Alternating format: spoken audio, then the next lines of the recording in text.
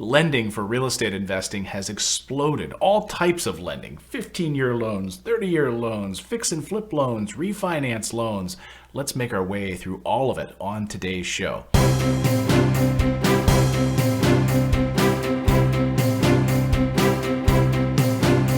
Here we are at our very first rental property. Hey everyone, I'm Clayton Morris, longtime real estate investor. Welcome to the Investing in Real Estate show. This is the show where we try to help you build financial intelligence, build financial freedom, and the vehicle that we use here on the show is buy and hold real estate. That's what we do. We focus on that. We're not so much focused on the fixing and flipping or anything else, just buy and hold for the purposes of cash flow. That is what we do. We've got a special guest on today's show. His name is David Orloff. He's the CFO at American Heritage Lending. And David is going to join us now to talk about all of the different changes that have emerged over the past couple of years in the lending business and how real estate investors really have a cornucopia of lending options available to them at any given time. Plus, we'll dive in deep into some of the rate increases, what this looks like for the market, and are we seeing a slowdown, an increase? All of that we'll talk about on today's show. David, welcome to the Investing in Real Estate show. Nice to see you today. Oh, it's great to see you. Thanks for having me, Clayton. I'm glad to be here. Well, you are knee deep right now in a segment of the economy, of the real estate economy, where people are very fascinated about what's happening with rates, and are we seeing a slowdown, an uptick, all of those things. So let's get that out of the way first before we kind of dive into all the different programs and all the things that are available. So what are you guys seeing right now at American Heritage Lending? Is there an appetite for these loans right now, or because we're seeing the Fed increase rates, are we seeing a bit of a slowdown? That's a great question, and certainly a question everybody's thinking about, looking for answers for. And I'll tell you that, if you track what the Fed is saying, we're going to see more rate increases throughout this year. They're up significantly from last year on a percentage basis, which, as you'd expect, really shuts down sort of the refinance line of business for traditional lenders. The purchase market, we've seen slow a little bit. I don't think it's yet a buyer's market. I've read a lot that says that may be around the corner. We'll see when, kind of economy picks back up at the first of the year. But the rate increases that we've seen thus far really affect more the refi side of the business, not necessarily market values or the purchase side of the business. Why is that on the refi side? And we have a lot of clients that we work with at Morris Invest who do refinances on their rental properties. Are you talking about refinancing on a primary residence? Is that what's most affected in this?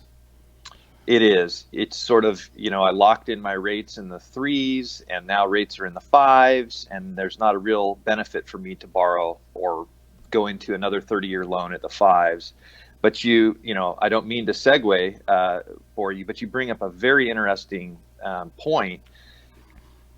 As that business and volume has dried up, Wall Street and all the conduits that are out lending money have really made a significant investment and thesis around real estate investors. And they're now providing loans that traditionally, I would say, were more categorically underwritten, like commercial loans, where they're looking at the income that the property generates versus that borrower on their underwrite. So you're seeing real estate investors for the first time be able to submit very little documentation, get these 30-year fixed rates in the low 5s and 6s that for years, for as long as I've been in this business, almost 20 years, they've never taken that underwriting methodology and applied it to residential property.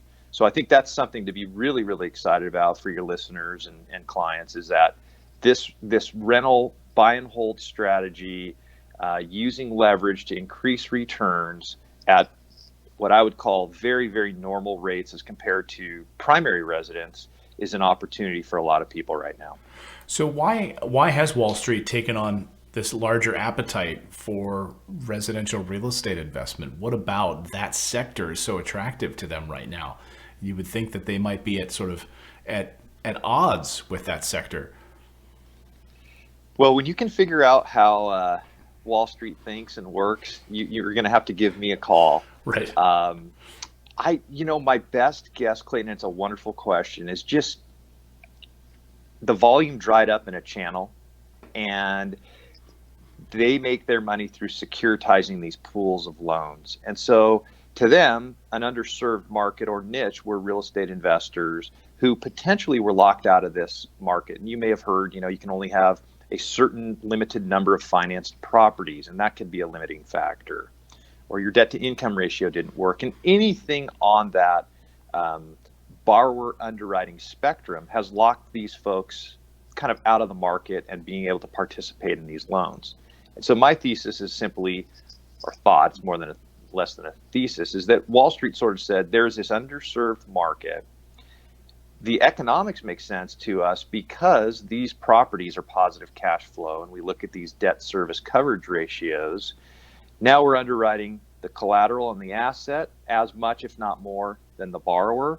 And we feel very comfortable making these loans. These are professionals. They know how to manage assets. And I really think it's one of the smarter moves I've seen in loan programs come out in the last, there has been much innovation, but in the last 10 years, I would say this is a very, very exciting loan program from my eyes, from my perspective. Well, I think you bring up a great point, which is that Wall Street, now they're looking at the asset a certain way. They're looking at a tangible asset, okay? Not some pie in the sky asset, which is what they were underwriting back in 2007, 2008, right? Now there's a tangible house asset. Back then they were underwriting people that didn't have jobs, right? No income.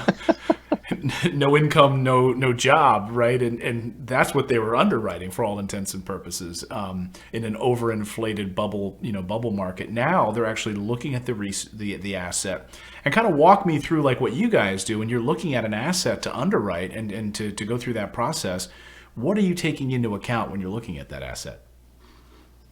Another great question, and I'm going to oversimplify, but the basis of that underwrite is what we call this debt service coverage ratio. And it's just simply, if you have debt service of $2,000 a month and you have rent at $2,500 a month, we can simply see that is a positive or over one debt service coverage ratio.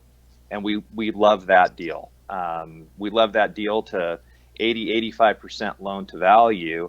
And although that's not 100% of the underwrite, that is the majority. So we're really looking at just simply a lease agreement, cash flows generated off that asset, and then, some borrower underwrite, are they a person who has a tendency to pay their bills and do the right thing with their credit. And again, I'm oversimplifying, but Clayton, that is really how we look at the underwrite is what is this asset generating versus what is the debt service to carry that asset. And you guys are outside of the FHA program, right? So you guys get to dictate really what you want, right? It's a great question. So yeah, these are outside of FHA, VA conventional guidelines. These are guidelines prepared from Wall Street and kind of, diluted down to people that are in the business of originating these loans for real estate investors, but it is a whole separate segment of the guidelines that people are used to in traditional financing. So let's dive into some of the different programs you guys have available. So people that are watching this show right now, and they know our mantra, we're doing homes in the $60,000, $70,000, $80,000 range is kind of our bread and butter. Some of our properties, go over 100 and so forth. But I think the bulk of what I buy is going to be in that 60 range, $50,000, $60,000 range.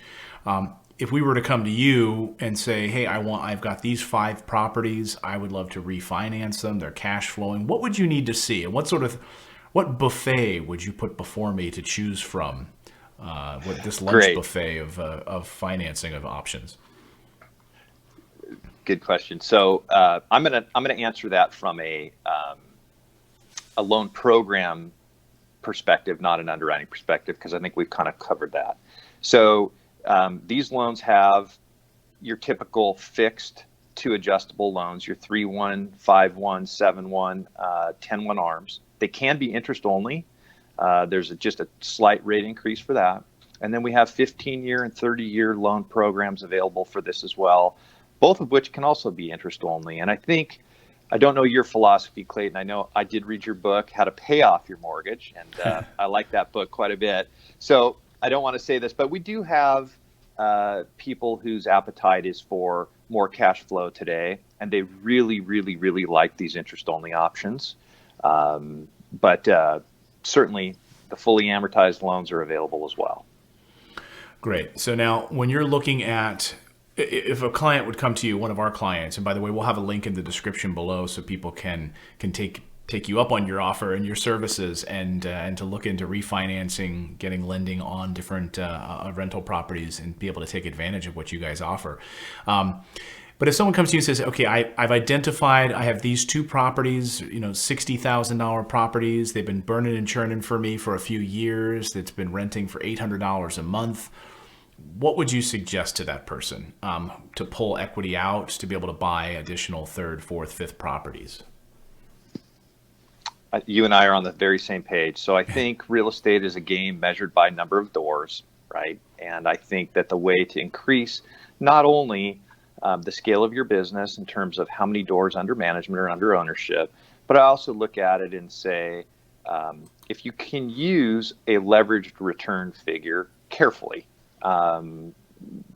you and I both know that getting financially independent does come somewhat quicker through the use of leverage. So I'm not advertising and suggesting everybody use it wildly, but if you can use these loan programs and still keep your investment working and positive cash flow, and go buy 2, 3, 4, 5 more houses and repeat that formula, it is over the long term a pretty significant strategy for scaling your business.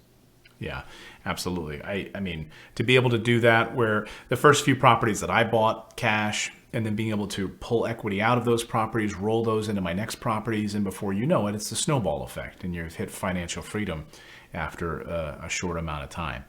What are some things to consider for people who maybe ask the question, what about my personal credit? Where do they need to be on personal credit scores? Even though you're looking at the asset, mostly, you're looking at the cash flow, you're looking at the appraised value in the house, in the neighborhood, and you're looking at what it can do. How much are you looking at the person in this situation? So the underwrite at the borrower level, we certainly are going to take a look at the credit, and it's more about what we call credit events. We hope that there's not foreclosures and bankruptcies in the very recent future. We understand 2007 to 2008 was a very, very dark period for a lot of us, real estate investors and just regular old Joes. But we're looking less at the score in this underwrite than we're looking at the credit events. So, those are really just those foreclosures, bankruptcies, and mortgage delinquencies or mortgage lates. The credit profile can be down below the 600s. I know everyone's kind of tuned into these FICO score metrics. So you do not have to have perfect credit to get these loans, which again is, to me, when you bounce that off, what it takes to qualify for a non-owner occupied investment property cash out refinance through Fannie Mae, it's amazing, almost a night and day difference on how we look at putting that file together, even from the borrower's perspective. Oh yeah, it's an absolute paperwork nightmare to go through the FHA program and do. So yeah, to be able to work with private money, hard money lenders on the other side of things is a breath of fresh air. Where do you see things going in the next year? Where do you see things going in this marketplace right now? Both from, let's run the gamut. Let's talk new construction, let's talk rental investing, and let's talk retail, home buyer. Let's talk about those three categories. Where do you see things going from your perspective? I'd say that the toughest one to answer might be new construction. We do have loan programs available for folks that are doing ground up construction. That would be less about spec home building today and more about infill projects. What I mean by that is simply, there's a really, really beat up house. Let's take it down. Let's put another house back up in an area where it's very simple for us to to understand what that as repaired value might look like for the asset. I think that is less market volatility oriented. So I think that business is going to stay pretty constant. Your second question was about where do I see sort of the real estate investor market and what kind of activity do we see? I've talked to a lot of real estate investors that are growing their portfolio aggressively. And I think hopefully with some of these loan programs, my expectation is that business is going to grow rapidly in 2019. I think that the ability for some of these systems people have generated to find houses either at or below market value, to put renters in, to experience positive cash flow. I'm really shocked to find how much opportunity there is out there versus what you'd expect. And being here in California, our prices are so high, it's kind of hard to get your rental income in it, above your debt service. So right. I across the country and talking about your $60,000, $70,000, $80,000 price tag on homes, I think that market is really, I don't want to say going to explode, but it is going to increase rapidly over the next 12 months. And then I think your retail market, the best guess I have is it's going to sort of drift sideways. I don't really see it going up. Could it come down a little bit? Yes. I think your higher end, over $1 million stuff that's really not important to your viewership. But I think that we've already seen that soften here in Southern California where I'm located. And I don't know if that's due to these, mortgage interest write-offs. I really don't know if it's just those buyers are not buying. So we might see more of that. But I think, in the areas where you've got the median home prices in that $80,000 to $200,000 range, I think we probably just go sideways here on value. Yeah. Well, fantastic stuff, David. It's been great talking with you. And like I said, we'll be able to have everyone be able to connect. Just hit the link in the description below so they can connect with you. What should they have prepared? Let's say they click that link, they're going to make a phone call with you guys and walk through that process.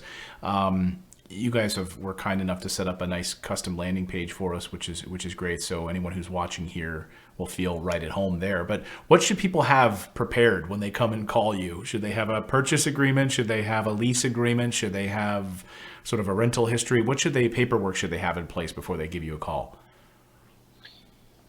For the rental investors, it would be nice to have the lease agreement, kind of the history of where they've either had their financing, so a copy of a mortgage statement so we can get, we have an understanding of where the debt stands today. And that's about it. It's a very, very simple underwrite, and, it'd be an easy conversation, couple-minute conversation to figure out if it's a program that would make sense for them. Perfect. Well, Dave, thanks so much for joining us. My guest has been Dave Orloff from American Heritage Lending. Dave, great to meet you. Thanks so much for joining us from Southern California. Thank you so much, Clayton. It was a pleasure to be here. My pleasure. My pleasure. Thanks, Dave. And thanks to all of you at home for downloading and subscribing. If you're not already a subscriber, please hit the subscribe button and share this with someone that you love and who could use the benefit of growing their financial intelligence as well. I believe rental real estate is the #1 way to build wealth. So now go out there, take action, and become a real estate investor. We'll see you next time, everyone.